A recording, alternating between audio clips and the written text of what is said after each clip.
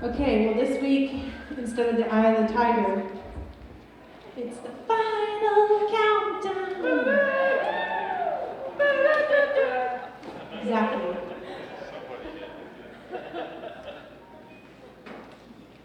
I should have played that. That would have been cool. Taylor doesn't think it's cool. Taylor, I would like to know if there's anything that I do that is cool. No. Yes? What is it? No, not that. You guys don't know. Well, maybe you do know. It's just so fun to have an 18-year-old that is the coolest person ever and have to live up to that. But the truth is I'm the OG of cool, and I made you, and you got cool because I'm cool. That's right, she got my cool genes. Okay, enough of that. I do love being a mom. It is my favorite thing. It's the best. It's the best. It's the best. So John 18 really is the final countdown. It is the moment where it all starts to happen. And if you weren't here last week, it's a bummer, because John 17 may be the best book in the entire Bible. Or best chapter, I should say. It is where the plan of God's redemption is unfolded, just what is available for us through the cross, through the resurrection, through his ascension, through his Spirit being poured out.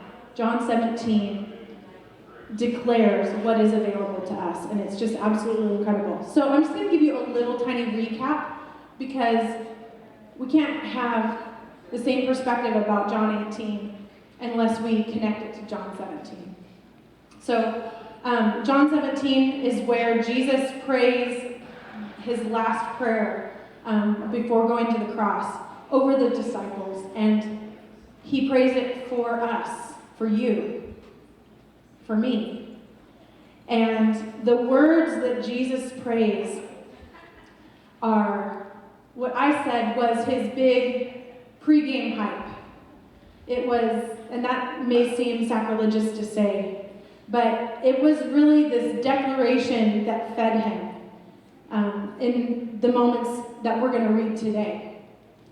This declaration and this prayer was putting before him and putting before heaven and hell what the suffering he was about to endure was really all about. And so that prayer was prayed before the betrayal of Judas. It was prayed before the arrest that we're going to read about today, the wrongful accusation of Jesus' character and his life. It happened before, ultimately, the death sentence that he's about to receive that we read today. And Jesus knew all of this stuff was going to happen. In fact, it was part of his and the Father's plan, which is a mind blower, really, if you think about it. He knew that all of these things would happen.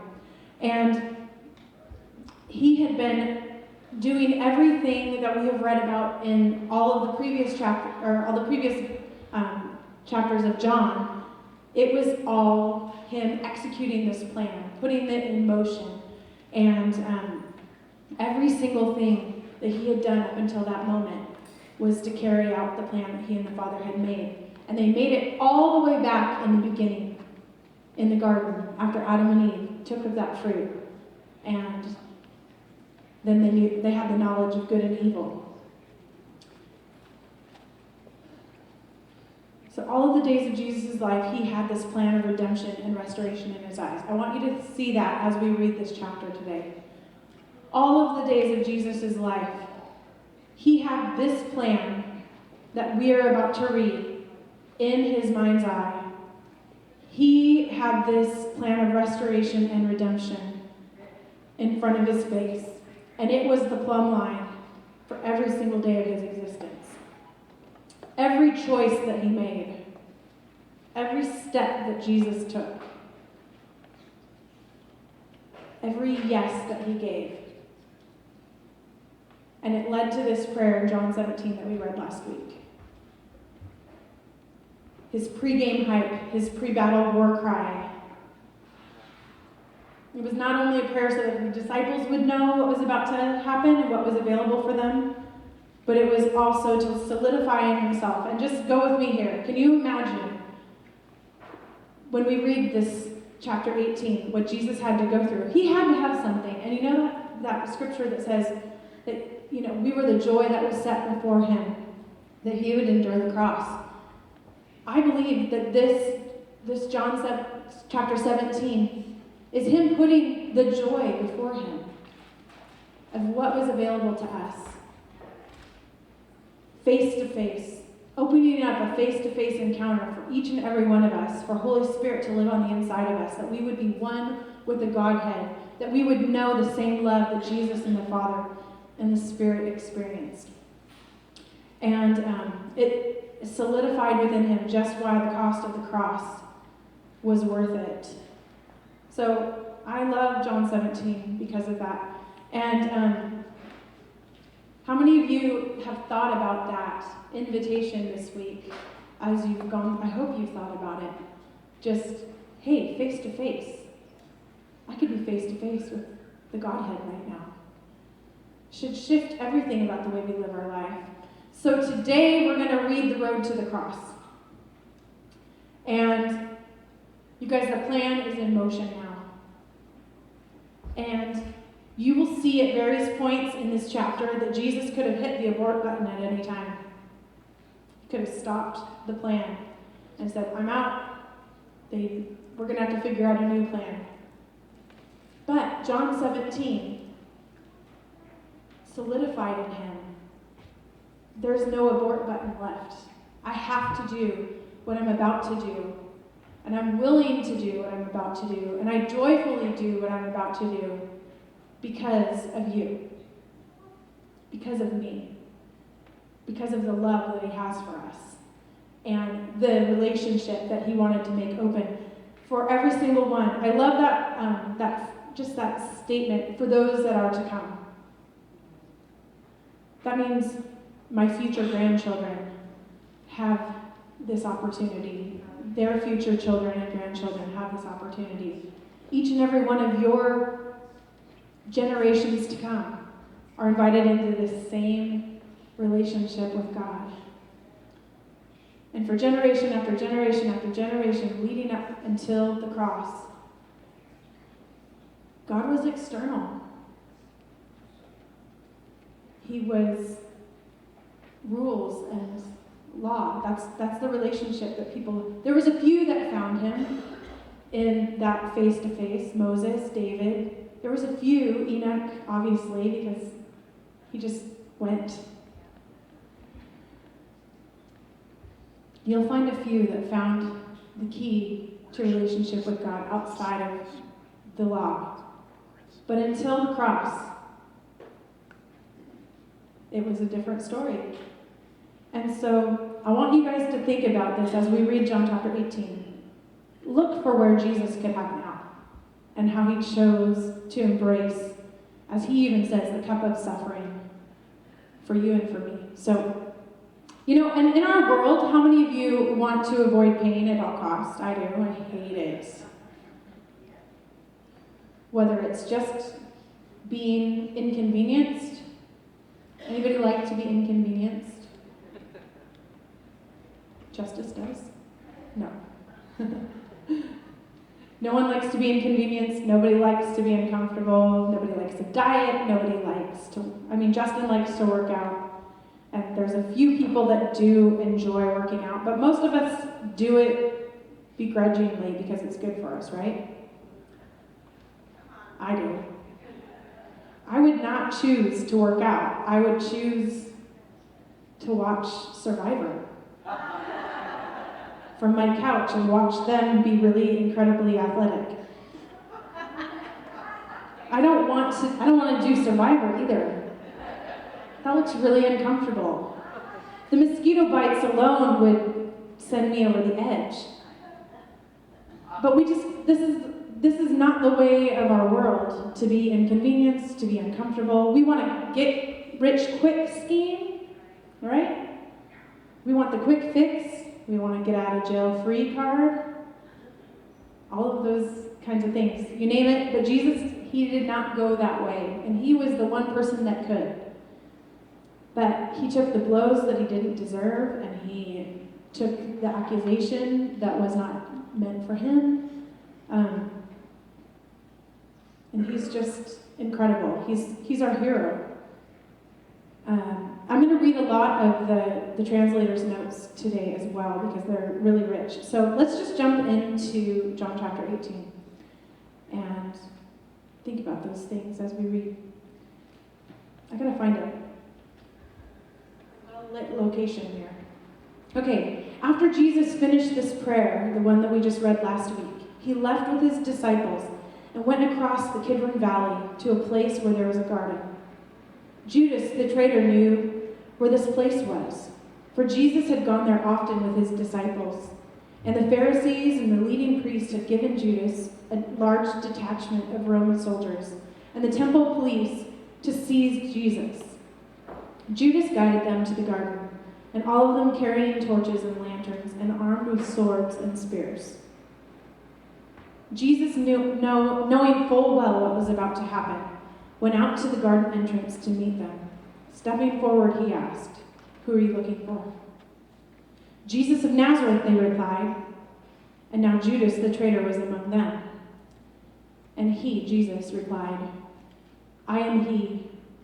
And at the moment Jesus spoke the words, "I am he," the mob fell backward to the ground. So once more Jesus asked them, "Who are you looking for?" And as they stood up, they answered, "Jesus of Nazareth." And Jesus replied, "I told you that I am the one you're looking for. So if you want me, let these men go home." He's speaking about his disciples. And Jesus said this to fulfill the prophecy that he'd spoken, which was in chapter 17. "Father, not one of these that you've given me has been lost." Suddenly, Peter took out his sword and struck the high priest's servant, slashing off his right ear. The servant's name was Malchus. And Jesus ordered Peter, "Put your sword away. Do you really think I'll avoid the suffering which my Father has assigned to me?" And then the soldiers and their captain, along with the Jewish officers, seized Jesus and tied him up.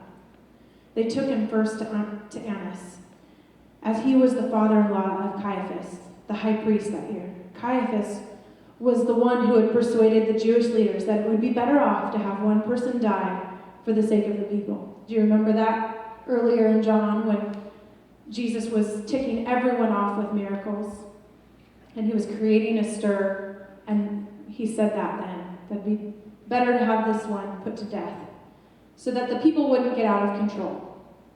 Because you just can't control God. But we like to control things, don't we? So, that happened. Meanwhile, Peter and another disciple followed along behind them as they took Jesus into the courtyard of Annas' place. Since the other disciple was well known to the high priest, he entered in, but Peter was left standing outside by the gate. And then the other disciple came back out to the servant girl who was guarding the gate and convinced her to allow Peter inside. And as he passed inside, the young servant girl guarding the gate took a look at Peter and said to him, "Aren't you one of his disciples?" He denied it, saying, "No, I'm not." Now because it was cold, the soldiers and guard had made a charcoal fire and were standing around it to keep warm. So Peter huddled there with them around the fire. And the high priest interrogated Jesus concerning his disciples and his teachings. And Jesus answered Annas' questions by saying, I've done nothing in secret. And at all times I have taught openly and publicly in the synagogue, in the temple courts, and wherever the people assemble. Why would you ask me for evidence to condemn me? Ask those who have heard what I've taught. They can tell you." And just then, One of the guards standing near Jesus punched him in the face with his fist and said, "How dare you answer the high priest like that?" Jesus replied, "If my words are evil, then prove it. But if I haven't broken any laws, then why did you hit me?" Then Annas sent Jesus, who was still tied up, across the way to the high priest Caiaphas. Meanwhile, Peter was still standing in the courtyard by the fire, and one of the guards standing there said to him, "Aren't you one of his disciples? I know you are." And Peter swore and said, "I am not one of his disciples." But one of the servants of the high priest, a relative to the man whose ear Peter had just cut off, looked at him and said, "Wait, didn't I see you out in the garden with Jesus?" And then Peter denied it a third time and said, "No!" And at that very same moment, a rooster crowed nearby. Before dawn, they took Jesus from his trial before Caiaphas to the Roman governor's palace. And now the Jews refused to go into the Roman governor's residence to avoid ceremonial defilement before eating the Passover meal. So Pilate came outside where they waited and asked them, pointedly, "Tell me, what exactly is the accusation that you bring about against this man? What has he done?" And they answered, "We wouldn't be coming here to hand him over, this criminal, to you if he wasn't guilty of some wrongdoing." And Pilate said, "Very well. Then you take it yourselves and go pass judgment on him according to your Jewish laws." But the Jewish leaders complained and said, "But we don't have any legal authority to put anyone to death. You should have him crucified." This was to fulfill the words of Jesus when he predicted the manner of death that he would die. Upon hearing this, Pilate went back inside his palace and summoned Jesus. Looking him over, Pilate asked him, "Are you really the king of the Jews?" And Jesus replied, "Are you asking because you really want to know? Or are you only asking this because others have said it about me?" Pilate responded, "Only a Jew would care about this. Do I look like a Jew? It's your own people and your own religious leaders that have handed you over to me. So tell me, Jesus, what have you done wrong?" Jesus looked at Pilate and said, "The royal power of my kingdom realm doesn't come from this world. If it did, then my followers would be fighting to the end to defend me from the Jewish leaders. My kingdom realm authority is not from this realm." And then Pilate responded, "Oh, so you are then a king?" "You are right," Jesus said. "I was born a king, and I've come into this world to prove what truth really is. And everyone who loves truth will receive my words." Pilate looked at Jesus and said, "What is truth?" That may be the most important question that somebody could ask. What is truth? As silence filled the room, Pilate went back out to where the Jewish leaders were waiting and said to them, "He's not guilty. I couldn't even find one fault with him. Now you do know that we have a custom that I release one prisoner every year at Passover. So shall I release your king, the king of the Jews?" And they shouted over and over, "No, not him. Give us Barabbas." And Barabbas was a robber and a troublemaker. So, all the way back to John 18:1, we go in, and when we're reading that, did you guys see so many times Jesus had an opportunity to, defend himself, just to get out of the situation? But he carefully worded his answers. He made sure of it. So, this story is, honestly, there's so much redemption in every part of it. From the garden to, you'll just see, we'll go. Okay, so they're in the Garden of Gethsemane, across the Kidron Valley. This is the garden, which means the olive press. Jesus not only went to the garden to pray, but to be captured. He knew full well the Father's plan. Just as Adam fell in the Garden of Paradise, Jesus stood faithful in a garden of betrayal. So right from the start, he's redeeming the story of the fall in the garden. He's saying, you weren't faithful, but I am. So he's redeeming that garden.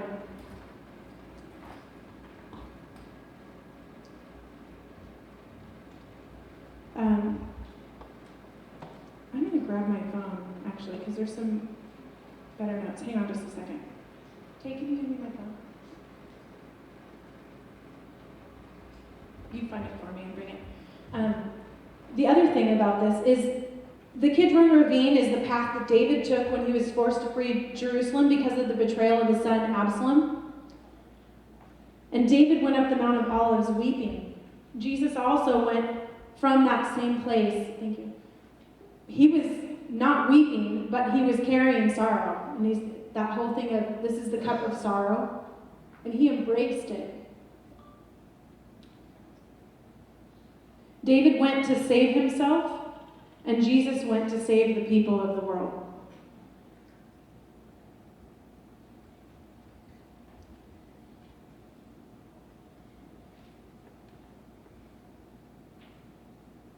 Then we read in the verse 3, where it talks about the Pharisees were coming and they had given Judas a large detachment of soldiers. So this is one man who has never done anything violent, who's never done anything criminal, and now 11 disciples with him. And they sent a detachment of soldiers, which was probably about up to 500 or 600 men, with swords, with lanterns, with, they were great in number, which is just completely ridiculous, isn't it? To get one man. And Peter is like, no, this is not happening. And he gets out his sword, and he just whacks off the servant's ear. And it could have gotten wild there, when they come in and they ask, who is Jesus in verse 4? Jesus, knowing full well what's about to happen, he actually comes out and greets this army, essentially. And they say, who are you? And he says, I am he. And the authority of his voice knocks them all out. They could have escaped right then, right? Just the authority of who he is knocked them all down. They could have slipped out the back. How many times in previous chapters did we read and suddenly Jesus was gone? But then he says, excuse me, get up. Who are you looking for? Right? Like, he's like committed to the plan. And again says, I am he. He never varies from the truth, but he's like, we're going to do this. Peter could have started a riot, and instead of getting the fight going, Jesus says, stop. This plan is happening. We're not gonna go there.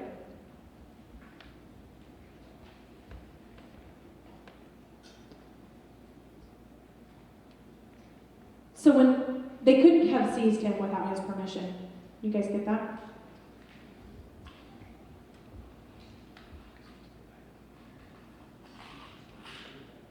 Yeah, Jesus healed the servant too. There's some note here that I had, and I don't know where I put it. But when we react like Peter did out of our own flesh and out of even our own rage at what's happening, we remove the ability for people to hear really what the message is. And that's what Peter did out of his own angst and out of his own desire to protect Jesus. I can't remember who I was talking to about this. I think it was you, Roger. I think we were talking about we have this desire to defend Jesus. Was it you and I this week? Yeah. When people are talking bad about Jesus, we have this desire to be like, no. That's not who Jesus is. With our words, when really we should be, with our life, reflecting who Jesus is. And sometimes when we get in our religious spirit and try to, defend Jesus in our own frustration. How many of you have done that on Facebook? I have. How about with your sister? Okay, I don't have a sister, but yeah, with your family. So what this is saying is, sometimes when we react out of our own emotion, out of our own desire to protect Jesus, to, stop the war that we see coming against him. Peter showed that by cutting off the servant's ear, that it actually stops the ability to hear Jesus' true message. And Jesus has to go and fix it and put it back on.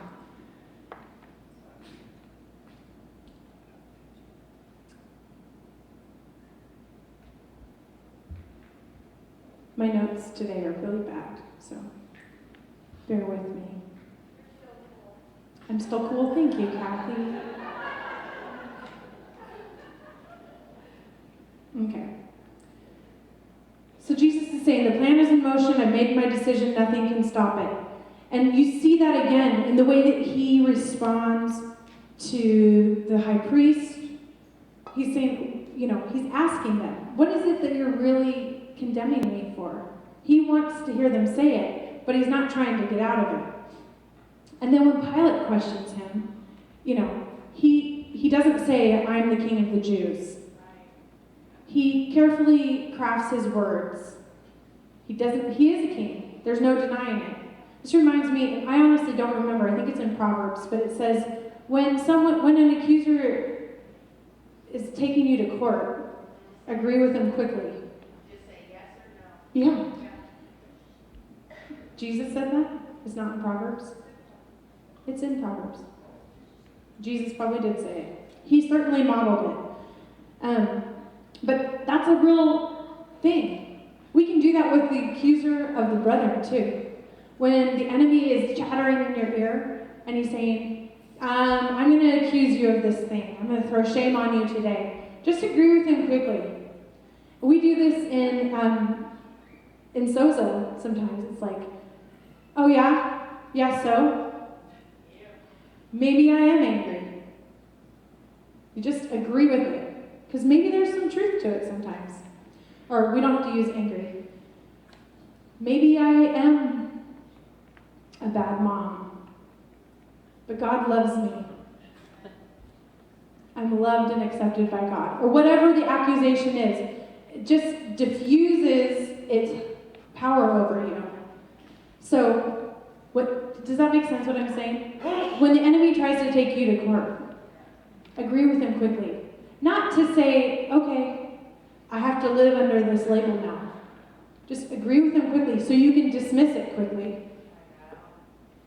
And it doesn't get to rule and reign you anymore. The key, though, is backing it up with truth. So here comes the accusation. Yeah, so? This is who God says I am. This is the truth that I'm aligning myself with. And Jesus did that. He said, I'm not saying I'm king of the Jews, but I was born a king. You can call me the king of the Jews if you want to. I was born a king. But if I were their king, wouldn't they be running to rescue me rather than put me to death? So the kingdom that I come from is not of this world. And Pilate certainly didn't understand that, but he was like, he's not guilty. But Jesus aligned himself with what was happening so that he could execute the plan. You get to the meanwhile, this other story is going on with Peter. And if you remember back, Jesus tells Peter, I think it's in 13, that he's going to betray him, that he's going to deny him. And he gives him this scenario of how it's going to happen. You're going to deny me 3 times. And he tells him, at the 3rd time, the rooster is going to crow. And sure enough, Peter does exactly what Jesus tells him. But if you also remember previously, which is in another gospel, Jesus tells Peter, you're going to do this, but I know who you are. But I'm placing the bedrock of who I am on the inside of you. So you may choose to deny me in your moment of weakness. You may choose to not stick to your own plan, because Peter was saying, there's no way I would ever deny you. I'll fight to the death for you. And he showed him that he would try to do that just moments earlier in the garden. But then when push came to shove, a servant girl called him out, and a few other servants around a fire. They challenged his allegiance to Jesus, and he said, I don't know, I've never seen it before. You know? But I bet you that when that rooster crowed, Peter remembered the words of Jesus. He remembered, you're going to do this, but I'm going to put the bedrock of truth of who I am inside of you. And upon this bedrock, I'm going to build my church. And the gates of hell will not prevail against it. And the bedrock isn't Peter. The bedrock is Jesus and his relationship with him. And the fact that what Jesus is about to do makes it possible for him to live on the inside of Peter. And upon that bedrock, Jesus is going to build his church. But that should give all of us encouragement. How many of us have messed up? Not stuck to our plan. The one that we so loudly, in a worship service, when we're zealous in the moment, like, I'll do anything for you, Jesus. And then, we won't even talk to our neighbor when we feel him leading us. Or whatever the thing is that he asks us to do. In zeal, you can make all kinds of plans. But Jesus wants to get to the core of who each and every one of us are and call that truth to attention. And what are the things that Jesus has spoken over you? What are the things that Holy Spirit has spoken into your life? Promises over your life. The reality of who you are. So that when you do mess up, or the accuser does come knocking on your door, that you can remember, okay, I did this, but this is who God says that I am.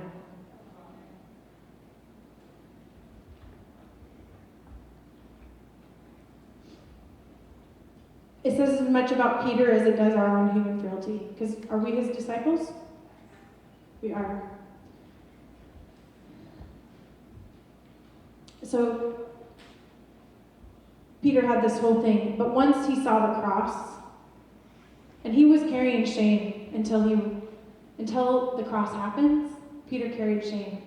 Until the death happened, he was carrying shame. After the resurrection, Peter was still carrying shame about that denial. And Jesus looked him in the eye and restored him later on. And it was after that experience when he truly understood what the cross meant, and he truly understood who Jesus, he had thought he knew who Jesus was before. But when he saw the cross, it changed everything. And not only was Peter willing to align himself with Jesus, but he was willing to give his life for Jesus. And never again did he falter or fail. He was truly one of the ones that made it possible for you and I to come into faith. Dad always says he went from a zero to a hero like that. So we know Jesus was guilty of nothing. We know he carefully chose his words to fulfill the plan to go to the cross. And so when they start shouting, no, not Jesus, give us Barabbas. Barabbas is a thief and a troublemaker. It says, Barabbas is an Aramaic name that means son of the Father. He becomes a picture of every son of Adam, our father. And some believe that this is a figure of speech or a nickname who has known no father. So Barabbas could be, I won't say the name because it's not polite, but we have a B name that we say for people who are illegitimate children. And apparently, that was an Aramaic name for an illegitimate son. Both the Greek and the Aramaic word were also Barabbas for thief and robber. And it also means someone who could lead an insurrection. So they chose, much like we are seeing our own culture today, choose an illegitimate son, a robber or a thief, or someone who could actually lead an insurrection. Barabbas had within him the tendency, that's why they gave him this name, to actually be what they were accusing Jesus for. The Jewish leaders were saying, like, he's going to come against the Roman government and lead an insurrection. Jesus had no tendency to do that. Barabbas actually did. It was his nickname. And the people said, give us Barabbas. It's such a contrast. And it just so clearly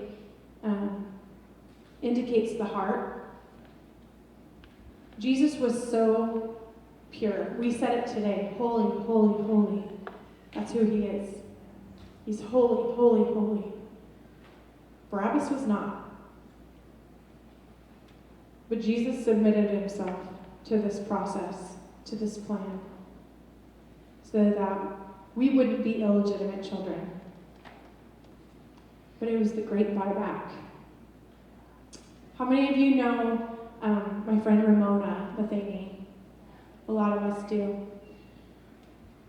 She, as most of you, if you know her, most of you probably know that she founded a company called All Star Labor and Staffing, which was in the church for 4 years. And she has these All Stars all over the valley now. But All Star was birthed to be the great buyback for a certain people group here in, at least in Oregon. And Ramona did prison ministry with her girlfriends. They went to the women's prison for many, many years. She still does it faithfully every Thursday. But she was discipling so many women that were getting their lives radically transformed, radically saved in prison. And like their whole countenance would change, everything about them would change. And when they had paid their time and they'd get released, and do the whole parole thing, person after person could not get a job because of their past. And Ramona would be walking with them and just, you can do it, and they were discipled. They'd be with, even in community. And there's one such woman, her name was also Ramona, who was one of Ramona's disciples, and I don't want to say disciples like, Jesus' disciples, but she'd been discipling Ramona Burr for the whole time she was in jail. She was on fire. Does anyone here remember Ramona Burr? So Ramona Burr got released into our community, and Ramona Matheny connected her to us, and she was a part of our community for a good couple years, and she was being discipled. Again, she had people around her, even people let her stay with them, but there came this point where she kept trying. She couldn't even get a job at McDonald's. She could not get a job because of her past offense, and she wanted her kids back. She wanted to get moving forward with the life that she knew God had paid for. She had accepted that whole gift of forgiveness and redemption, and she knew, this is not who I am. But society doesn't play that game.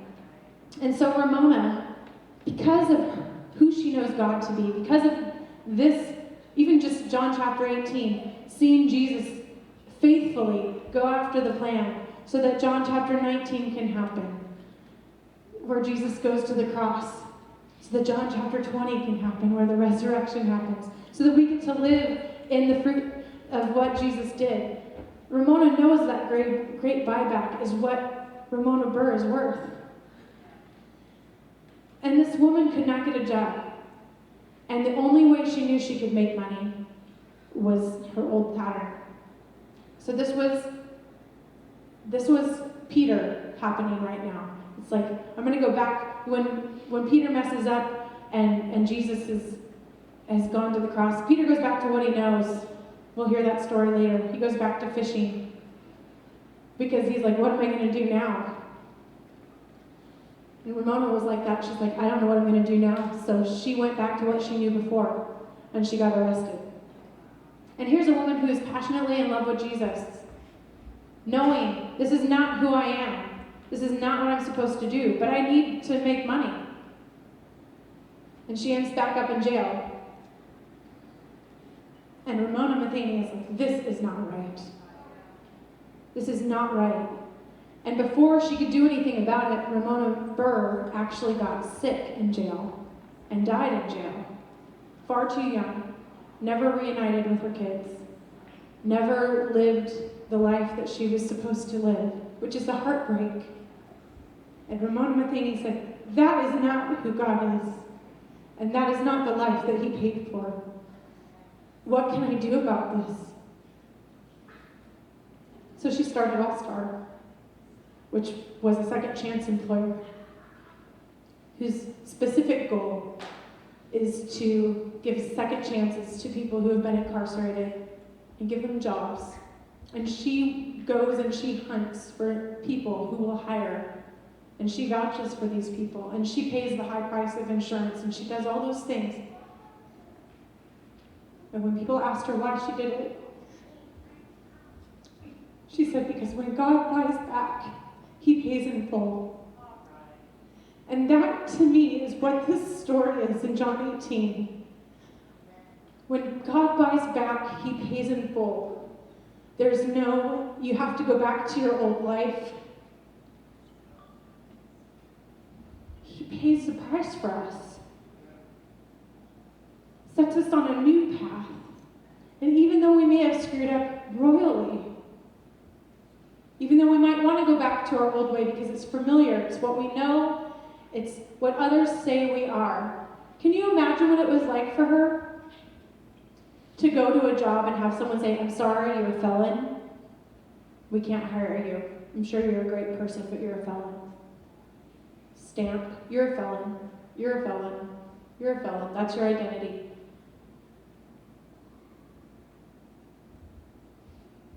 And I don't want to disparage Ramona Burr because she was a beautiful lady. But when the accuser takes you to court, agree with him quickly. So what if I'm a felon? I know who I am. I'm loved and accepted by God. And I love and accept myself. There were other ways than going back to what she knew. And this may seem like it doesn't have anything to do with John 18, but has everything to do with John 18. Because Jesus would not vary from the plan. Because he wasn't going to leave every little detail of like, okay, I'm going to go through the Kidron Valley where David walked through. Okay, I'm gonna start this journey in the garden where man was faithless, but I'll be faithful. I'm gonna buy back every little thing that, when you see his journey to the cross, that's what he does. He's not an illegitimate son. A legitimate son paid the price. The most legitimate son paid the price for our transgressions, for our guilt, for our shame, for all of those things. Barabbas could have never done it. They had to give him back to the people. That's where he belonged. Barabbas couldn't pay the price for his sin. Even him dying for it. Like Justin and I were talking about this, and I agree with him. What we ought to do with these guys that go into Walmart with a gun and shoot 20-something people, or kill 20-something people, and injure dozens more, they should, please forgive me, my gut says they should be publicly executed. That's what they deserve. But would that pay the price? Would that redeem the situation? We can't do it. We're flawed. We're not enough. We are illegitimate sons. We are Barabbas. But Jesus, the legitimate one, the holy one, holy, holy, holy, the only one, like in Revelations 5, where, it's actually not 5, but it's in Revelations where it says, and I asked this one and this one and this one, could you open the scroll? And there was no one that was found worthy to open the scroll. So I wept, uncontrollable tears of weeping, because there was no one who could fix the chaos that was going on in the world. And the answer to the chaos in the world was to rip open that scroll, because what would be released from it would release righteousness, justice, mercy, make everything right. And no one was found worthy, so I wept. But then the Lion of the tribe of Judah began to roar, and it said, do not weep, because there is one who has been found worthy. There is only one who has been found worthy. And that's what John 18 is. There was nobody else who could do it. It's the great buyback. It's for all the Ramona Burrs, and Ramona Matheny is just one woman. And you know what? She can't employ everybody. There's even limits to who she can employ. But her heart, her intention is the heart of God, to buy it all back. Because when he buys something back, he pays in full. That is John 18. That's the essence of it. You can dig into it more and you can see just the beauty of what Jesus did. Even the name of the guy who got his ear cut off says his name means king. Perhaps at the moment of healing his ear, Jesus personally revealed himself to Malchus in a supernatural way. The king who healed a king. It's like, why are you so intricate, God?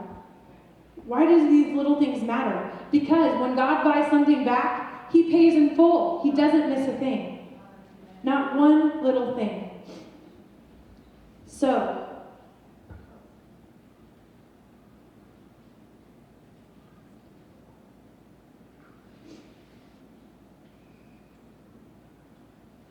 I'd love us to, Angela, just go back into worship. Because when we were singing Infinitely this morning, we don't have to sing that song, whatever song you want to sing, but when we were singing it this morning about you are infinitely greater, infinitely higher, infinitely wonderful, you're infinitely lovely, I kept thinking about what Jesus did in John 18, how he would not stop. He wouldn't forego the process. He made sure the plan was carried out. Who does that? None of us do. We want to avoid pain at all costs. And Jesus said, this cup of sorrow will not pass from me. It will not pass from me. Because of you. Because of what it would make available for you and I.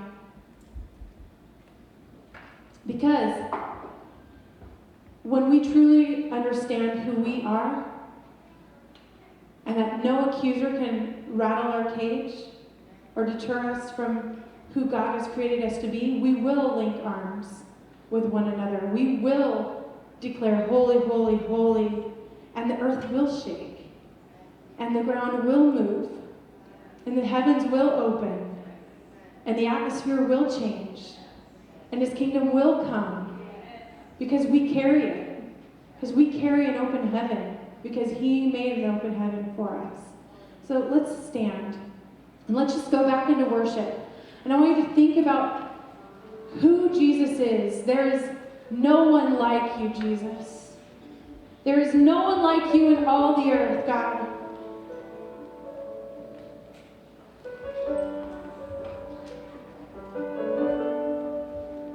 There's no one like you in all the earth. And Jesus, we're so thankful this morning.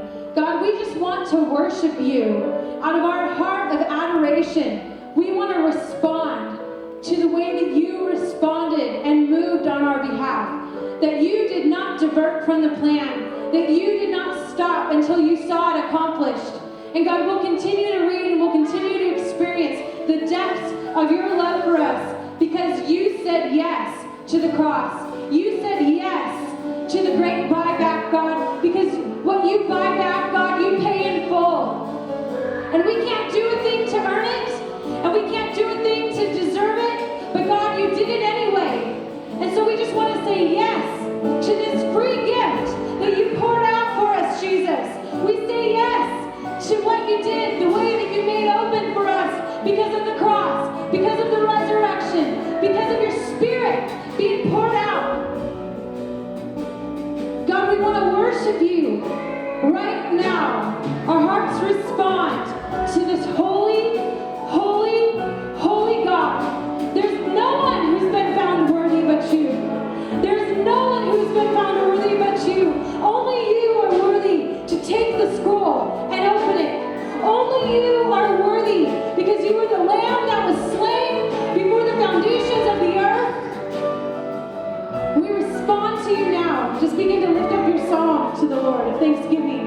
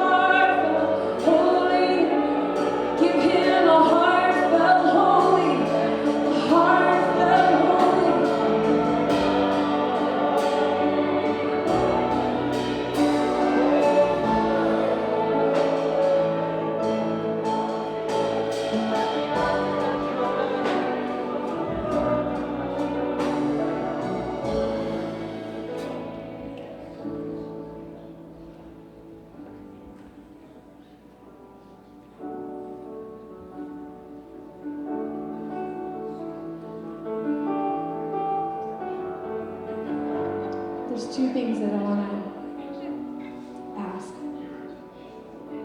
And the first is if anybody wants to give their life to Jesus this morning, to accept that free gift. If there's anybody here that's never given their life to Him, we want to make that opportunity for you today.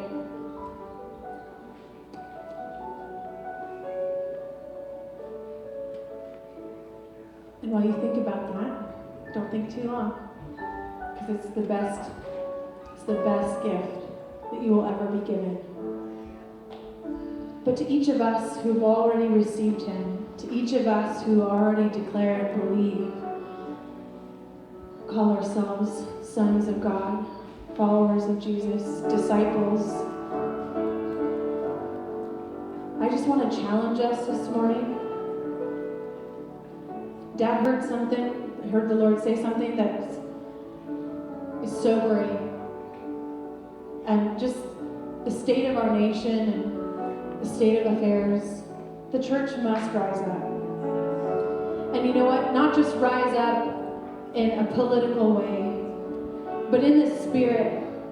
And in the spirit of this gift that God paid for so incredibly richly for us. It was so heavy a cost, one that we can all say that we would not do ourselves. The magnitude of the cost of what Jesus did for us, the way that He made open, it's a free gift, right? You can slide in if you say yes.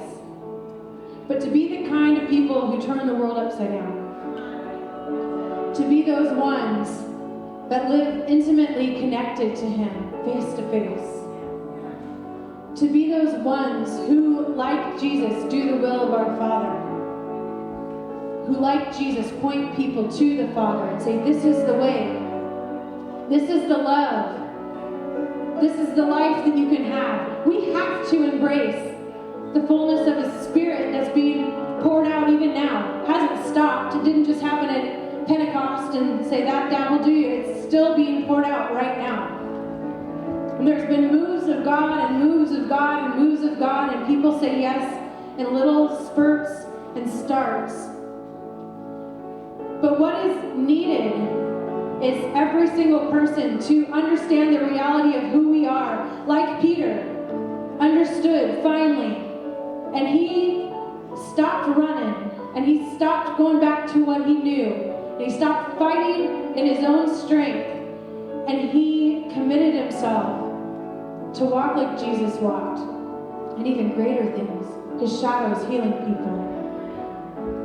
You know, crazy stuff that's happening. That's the stuff that's available to us. That's what's ours. That's what the cross made open for us. And if we don't say yes, this is the heavy moment. I want you to feel good when you leave, and you can. Holy Spirit wants to pour himself out on you fresh. But not just to make you laugh and just to make you feel good and just to experience renewal. But to be changed from the inside out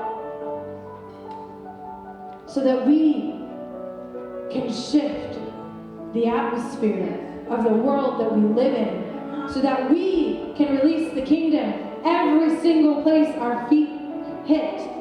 You carry the kingdom. You are Jesus now. You don't hear some weird theology, but we are the ones that get to be Jesus with skin. We get to be the incarnational ones that live on the earth, reflecting the Father, carrying the kingdom. He lives in us.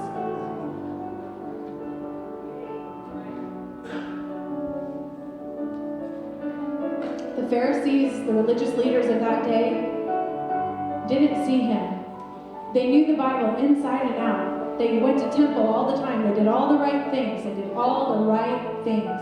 And they did not see the hour of their visitation. They did not see the hour of their visitation.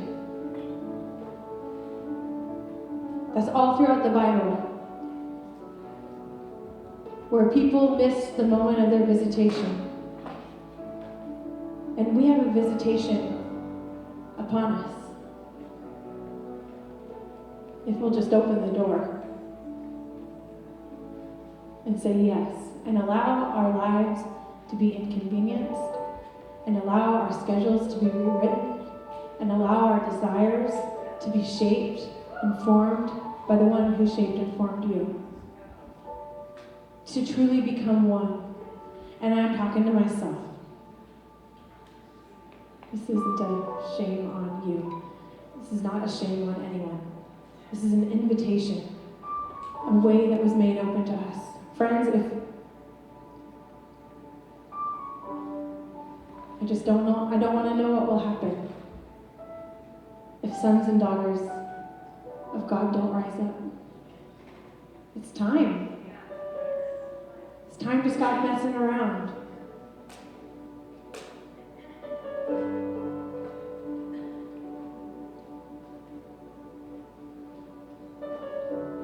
When will we make room for him?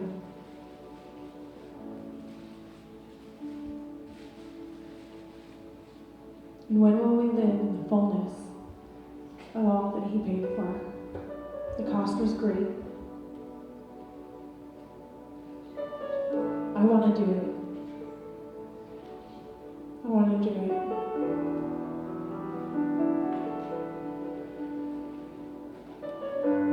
Jesus, we can't even do what I just said without your help. We can't do it without your breath upon us. Would you come and blow? Would you come and blow your breath, the wind of your spirit, upon this family here at Jesus Pursuit, God? Would you do it upon every church in Albany? Would you do it upon every church in the Willamette Valley, every church in Oregon, God, in the nations? Lord, we pray for sons and daughters all over the earth now to rise up and to take their place, not in a hostile takeover, but in a reflection of beauty of the God who formed us, in a reflection of beauty, that God, you are infinitely beautiful. You're infinitely wonderful. God, you're infinitely all that we can never imagine or think of for ourselves. And you have invited us to be that same reflection on the earth. And Lord, we want to step into this. We want to step into it now. We don't want to wait for trouble to come knocking on our door. We want to step into it when visitation is at our door. So we say yes to you, God. Yes to you, Jesus.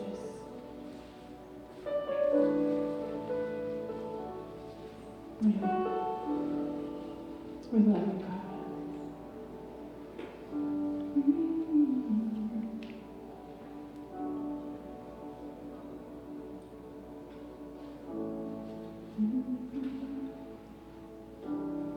Thank you, Lord.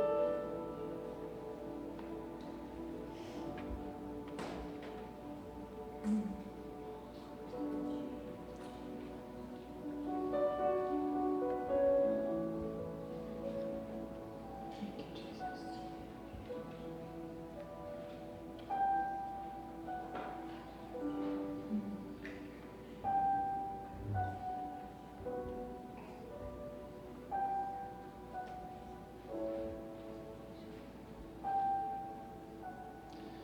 Lord, I pray that you would just be in our ear all week.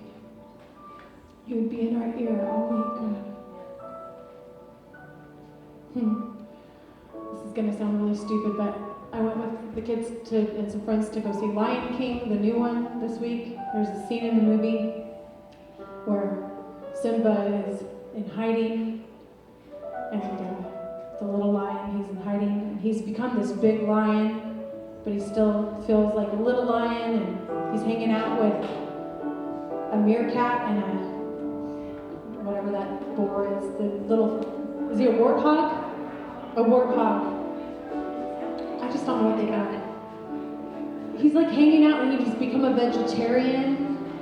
Like nothing about who he is. He's not living as a king. He's not ruling and reigning. He's hiding. Yeah, he's living a Kuna Matata. Like everything's great. And what's actually happening is that his kingdom is being ransacked. And he abdicated the throne that was his because of shame. And in this moment, this little monkey, who always reminds me of Bob Jones in the movie, he comes to him and he says, "Hey, I want to show you your father," which is really our job. It's what the prophetic is meant to do, is to show people their reflection of the Father, of who they, that they look like the Father. And the Father comes, Mufasa comes to him and he says, "Remember who you are. Remember who you are. Remember who you were created to be." And this little lion, who's not a little lion anymore, the last time he tried to roar, it was this little kitty cat sound, but suddenly a roar rises up on the inside of him, and he sounds like his dad, and he looks like his dad, and he steps into this, like, I'm meant to rule and reign and take my kingdom back. And I just feel like the Father is saying to us this morning, remember who you are. Remember whose you are. And remember which kingdom you are meant to live, to rule and reign in. Do not abdicate a moment longer. It's time to rise up. It's time to roar. It's time to take your place, sons and daughters. Rule and reign with kingdom authority in the name of Jesus. So if you want to get in and be part of the kingdom, if you've never said yes, I'm going to be here. I'll pray with you. Some of us will come up and pray with you too. But I just want to send you out and just say, remember who you are. You are sons and daughters of the Most High King. You are carriers of the kingdom realm. That realm that Jesus came from, you live in the same realm. We're not of this world. We're not of this world. And we get to come and release that life and light for everyone. Our kingdom depends on it. This nation depends on it. Your family, your workplace, all of those things depend on you rising up and remembering who you are. So Jesus, send us out with that confidence this morning in Jesus' name. You have to go get your babies from Kids Church. So be released. If you want to come to Jesus, if you want prayer for anything, come on up. But we'll just send you out officially in Jesus' name.